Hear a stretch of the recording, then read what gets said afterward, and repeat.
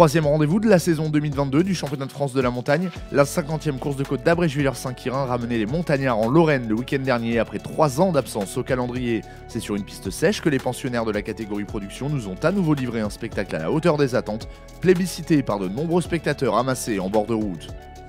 Vainqueur à Saint-Jean-du-Gard, Yannick Pansignon arrivait à Abrèche-Villers en qualité de candidat très crédible à la victoire. Leader au soir des essais, le Vosgien n'a pas failli à sa réputation et impose pour la seconde fois consécutive sa BMW M3 E92 cette saison. Les soucis de fiabilité rencontrés l'an passé semblent désormais relever d'un mauvais souvenir, de quoi pimenter la suite du championnat.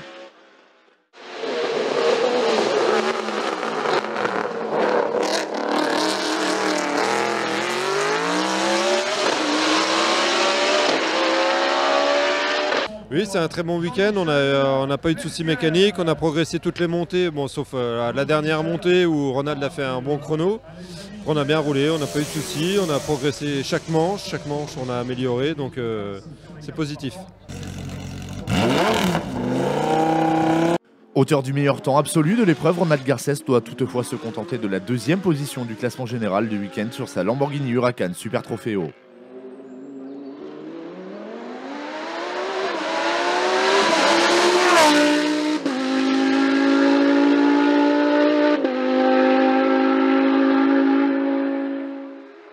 C'est désormais une habitude, Paul Reuter prend la 3e place du scratch en Lorraine. L'Alsacien se présente ainsi comme le rival principal de Pansignon et de Garcès sur sa Porsche Cup. Partie à la faute dans la première ascension de course, Sarah Bernard-Louvet signe tout de même une grosse remontée au volant de sa Seat Leon Super Copa MK3. Elle termine meilleure féminine de la catégorie production, 4e du groupe A et 3e de la classe A5. Le jeune Alexandre Hall sur sa Peugeot 106 Rally termine meilleur jeune de la catégorie production tout en accrochant la marche finale du podium de la classe N1. Philippe Schmitter lançait enfin sa saison 2022 pour de bon à Abrèche-Villers. Son week-end se solde par une 4e place au classement général au volant de sa Renault RS01. Pierre Béal, au volant de sa Volvo TC10 1660, montre à nouveau qu'il faudra compter sur lui tout au long du championnat. Il se classe 5e du GTT S4 et 6e du Scratch. Philippe Marion a impressionné en Lorraine. Au volant de sa nouvelle Porsche 997 GT3 Cup, il prend la 6e position de la classe tout en se hissant à la 9e place du classement général. Un gros match était annoncé en GTT S3 entre les pilotes de voitures répondant à la réglementation TCR. À ce petit jeu, Cyril André tire les marrons du feu sur son Opel Astra. Il devance Stéphane Garcia pour sa première apparition en championnat avec sa nouvelle Audi RS3 LMS, 2e de classe donc. Abrèche-Villers voyait également le retour d'un duo bien connu en GTT S1. Jean-Michel Lestienne se rappelle au bon souvenir de tous et y impose sa Midjet 1400. Son meilleur ennemi Jean-Michel Godet, lui aussi de retour après avoir fait l'impasse en 2021, prend la 2e position de classe. Les deux hommes étant suivis de près par Cédric Bourreil, 3e du GTT S1. Et Aurore Louison, nouvelle venue sur le championnat, qui poursuit son apprentissage de la discipline. Dans le groupe FC, une explication de costaud nous a été offerte, remportée par Christophe Pansignon sur son Simca CG Turbo, qui en profite par la même occasion pour accrocher la 5e position au général.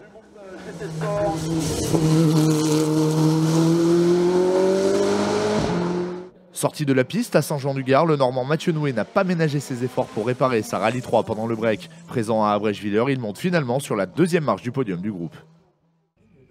Anthony Dubois s'impose dans le groupe GT Sport au volant de son Alpine A110 GT4, avec laquelle il signe également le nouveau record du groupe sur ce tracé, ainsi que la 7e place au Scratch.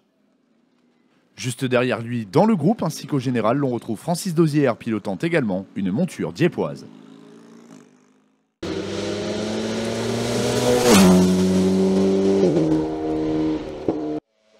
Elodie Lafosse poursuit l'apprentissage de sa nouvelle Lotus Exige et s'impose dans la classe GT1.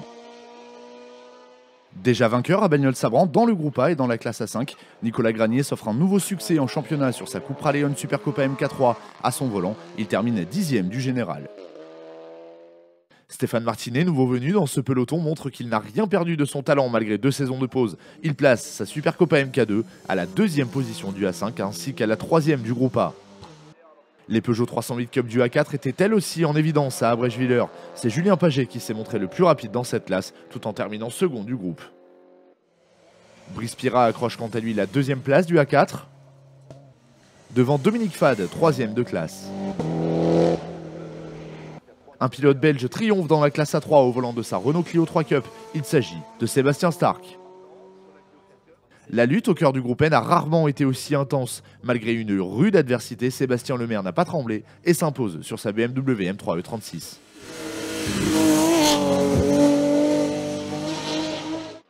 Pour son retour à la compétition, Gaëtan Janel, vainqueur de groupe à Abrège-Villers en 2019, prend la seconde position de ce classement sur sa Mitsubishi Lancer Evolution 10. Alexandre Garnier a peut-être payé cher son excès d'optimisme dans la dernière montée de course, mais il démontre à nouveau toute l'étendue de son talent et accroche la 3e place de groupe sur sa M3 E36.